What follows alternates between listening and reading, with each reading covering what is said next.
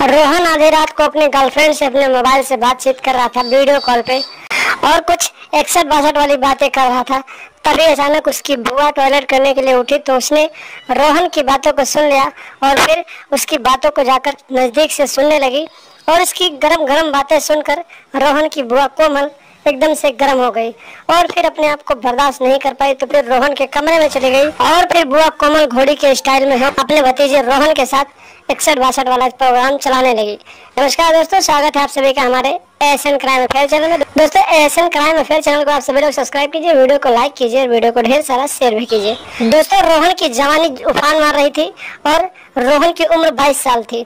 रोहन पढ़ने लिखने जाता था और रोज रात को आता था तो अपने मोबाइल में 61-62 वाली वीडियो देखता था और अपनी गर्लफ्रेंड प्रीति से मोबाइल से बातचीत किया करता था, वीडियो कॉल करता था और 61-62 वाली बहुत सारी बातें करता था। एक दिन की बात है, रात के करीब 12 बज रहे थे।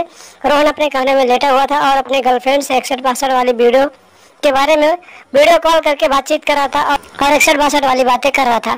तभी अचानक उसकी 25 साल की बेहद ही खूबसूरत और बेहद ही जवानी की दहलीज पे कदम रख चुकी उसकी बुआ, जिसका नाम कोमल था, वो टॉयलेट करने के लिए उठी और फिर टॉयलेट की तरफ जाने लगी।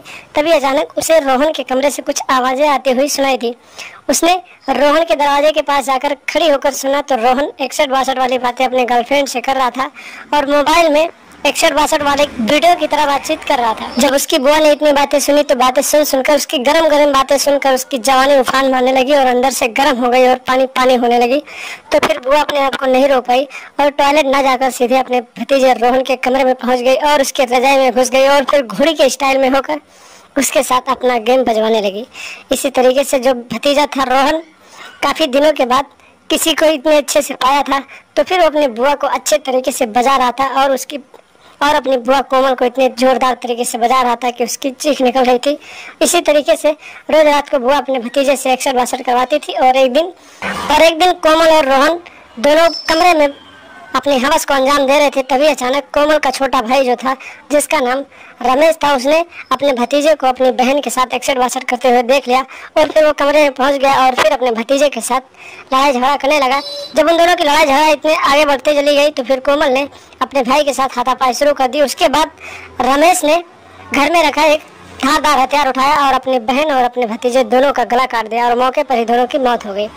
पुलिस को जानकारी मिली तो पुलिस मौके पर पहुंची और पुलिस ने लाश को कब्जे में लेकर पोस्टमार्टम के लिए भेज दिया और फिर रमेश को हिरासत में लेकर आगे की कार्रवाई के लिए जेल में डाल दिया। तो दोस्तों, आप भी अपने आप को कंट्रोल में रखें और अपने रिश्ते की मर्यादाओं को समझें और रिश्ते को शर्मसार न करें और लगातार हमारे साथ बने रहें। हमारे चैनल को सब्सक्राइब कर लें और हमेशा देखते रहें एएसएन क्राइम अफेयर।